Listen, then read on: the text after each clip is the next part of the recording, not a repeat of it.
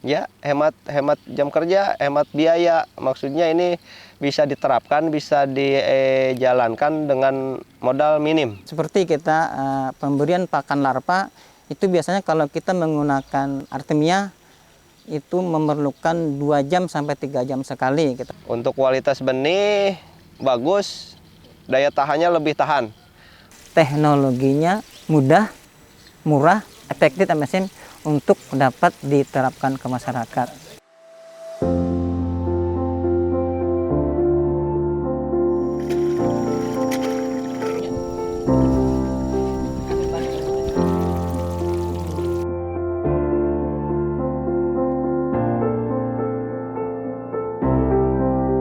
Tingginya biaya operasional dalam kegiatan usaha pembenihan ikan air tawar dengan memanfaatkan pakan Artemia maupun cacing sutra yang tergolong mahal, serta perlunya tenaga dan waktu ekstra dalam pemeliharaan larva menjadi benih. Selama ini telah menjadi masalah utama yang harus dihadapi oleh pembudidaya. Kita sering di lapangan melaksanakan kegiatan itu terutama kita dalam pemeliharaan larva, tenaganya kita memerlukan tenaga yang ekstra, kemudian waktu yang cukup lama. Seperti kita pemberian pakan larva, itu biasanya kalau kita menggunakan Artemia, itu memerlukan 2 jam sampai 3 jam sekali kita memberi makan. Dan kalau dihitung dalam satu hari adalah sekitar 8 kali sampai 12 kali kita pemberian pakan untuk Artemia. Kemudian juga perlu adanya kultur Artemia, kemudian juga perlu adanya perawatan pengolahan untuk kualitas airnya, penyimpanan atau penggantian air, ini perlu pengolahan untuk kualitas airnya. Kemudian yang kedua itu karena kita menggunakan Artemia, maka otomatis biaya operasional untuk memproduksi benih ini cukup mahal.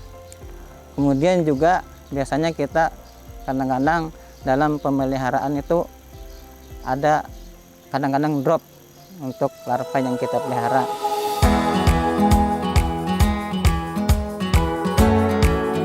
Balai Perikanan Budidaya Air Tawar Mandiangin yang memahami permasalahan tersebut terus berinovasi untuk mendukung usaha pembenihan bagi pembudidaya ikan. Salah satunya dengan membuat metode pembenihan ikan yang murah, mudah, dan efisien, yang saat ini dikenal dengan SIMITA, Sistem Pembenihan Ikan Tanpa Artemia. Sistem pembenihan tanpa Artemia ini adalah kita membudidayakan atau mengembangbiakan pakan alami dengan pengolahan kolam yang tepat dan dengan penambahan bahan fermentasi yang merupakan nutrisi tambahan daripada penumbuhan dan pengembangbiakan pakan alami yang ada di kolam pemeliharaan. Sebenarnya itu hampir semua ikan untuk air tawar bisa untuk diterapkan SIMITA. Keunggulan daripada SIMITA antara lain pertama ialah teknologinya mudah untuk diterapkan ke masyarakat. Kedua itu adalah murah, efektif dan efisien untuk tenaga, waktu dan biaya, serta benih yang dihasilkan itu bagus, serta dapat meningkatkan produksi daripada benih. Dengan menggunakan bahan-bahan yang murah dan juga mudah didapat, SIMITA akan sangat mudah untuk diterapkan oleh pembudidaya untuk meningkatkan produktivitas pembenihan ikan tanpa harus mengkhawatirkan tingginya biaya operasional. Jadi sebelum kita mengolah kolam, kita sebelumnya kita melakukan pembuatan bahan fermentasi. Bahan untuk pembuatan fermentasi terdiri pertama itu adalah pelet tepung, dedak halus, kemudian molase dan probiotik. Dengan perbandingan pelet tepung itu adalah 1 kilo dengan 4 kilo dedak halus. Pertama untuk dedak halus dan pelet tepung ini kita campurkan secara merata dulu. Setelah merata kita biarkan, kemudian kita lanjutkan dengan pengukuran dosis untuk molase dan prebiotik. Yang untuk molase adalah sekitar 100 sampai 200 mili, sedangkan untuk prebiotiknya adalah 100 mili. Kemudian larutan tersebut kita campur secara merata, kemudian ditambahkan air sekitar 2 liter. Setelah larutan antara prebiotik, molase, dan air tadi tercampur merata, campurkan larutan tersebut dengan bahan dedak dan pelet secara merata. Kita masukkan ke dalam kantong plastik yang kedap udara, kemudian kita biarkan sekitar 3 sampai 7 hari untuk proses fermentasi. Kemudian setelah kita selesai membuat bahan fermentasi, kita lakukan dengan kegiatan yaitu pengolahan kolam. Pertama, untuk pengolahan kolam yang kita lakukan adalah pengerian kolam. Kemudian dilakukan penjemuran sekitar 1 sampai 2 hari. Kemudian dilanjutkan dengan pengapuran di kolam dengan dosis biasanya yang kita lakukan adalah 50 sampai 100 gram per meter. Itu setelah pengapuran juga kita biarkan 1 hari dulu. Kemudian setelah besoknya baru kita lakukan pemupukan dengan dosis sekitar 200 sampai 500 gram per meter. Untuk pemupukan ini biasanya kita pupuknya tidak tebar langsung ke kolam, tapi kita dibiarkan dalam karung yang terikat. Kemudian setelah itu langsung kita masukkan air, yaitu untuk pengisian kolam.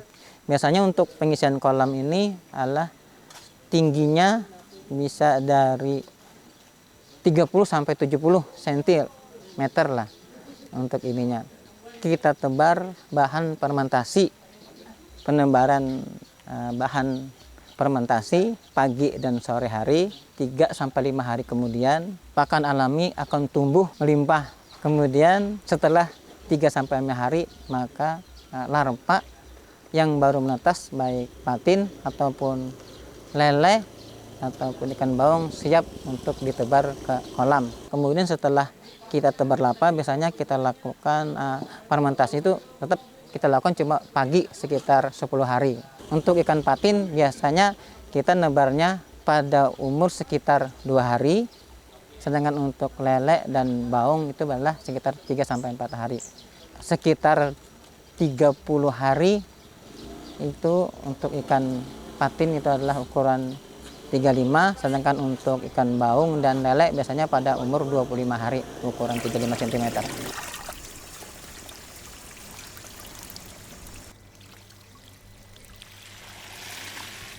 Nah, kadinya sih rada pinter saya. Pendot.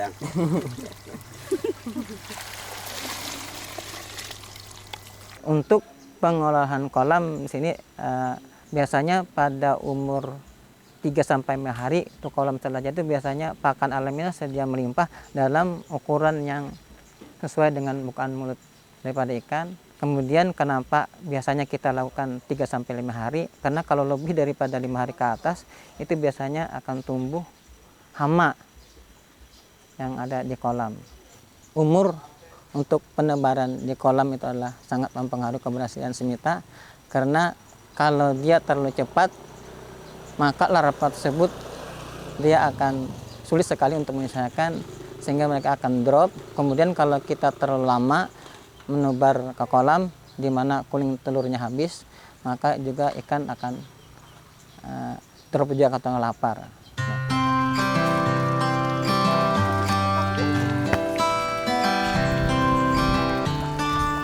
Penggunaan bahan fermentasi dan pengolahan kolam yang sederhana ini terbukti mampu memangkas biaya operasional bahkan hingga 70-80% dalam tahapan pemeliharaan larva menjadi benih umur 12 hari.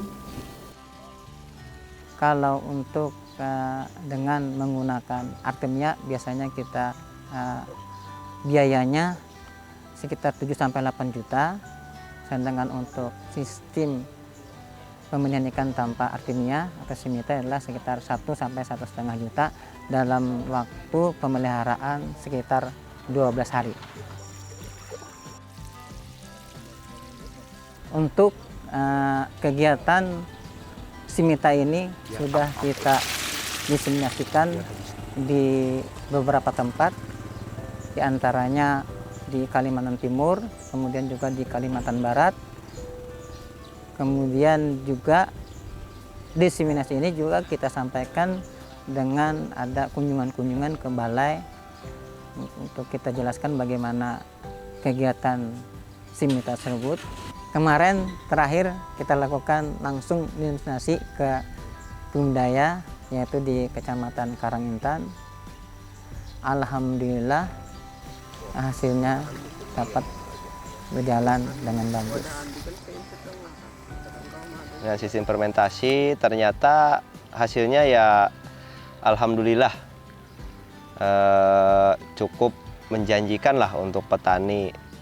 Ya hemat jam kerja, hemat biaya. Maksudnya ini bisa diterapkan, bisa dijalankan dengan modal minim. Untuk perhitungan keuntungan sangat menjanjikan, lumayan gitu. Untuk hasil mungkin kalau yang percobaan kemarin ini kami sekitar 60%-an. Anggaplah tebar, misalkan tebar 100.000 lah, 60.000 kita dapat hasil dengan modal cuma modal pakan aja. Untuk kualitas benih bagus, daya tahannya lebih tahan karena dia nggak terbiasa dimanja, langsung dia terbiasa dengan cuaca ekstrim di kolam, nggak pakai indoor, nggak pakai pemanas, nggak pakai apa, dia langsung menyesuaikan dengan alam.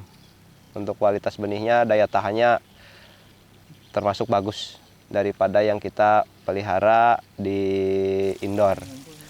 Kenapa masyarakat sebaiknya menerapkan sistem pembenihan ikan tanpa Artemia ini adalah pertama, teknologinya mudah, murah, efektif MSM untuk dapat diterapkan ke masyarakat.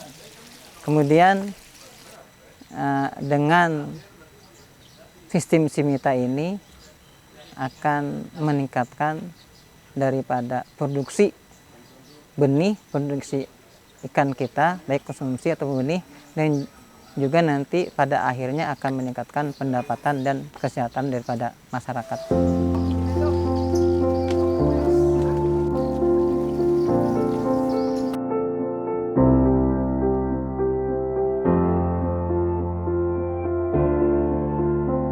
Sukses!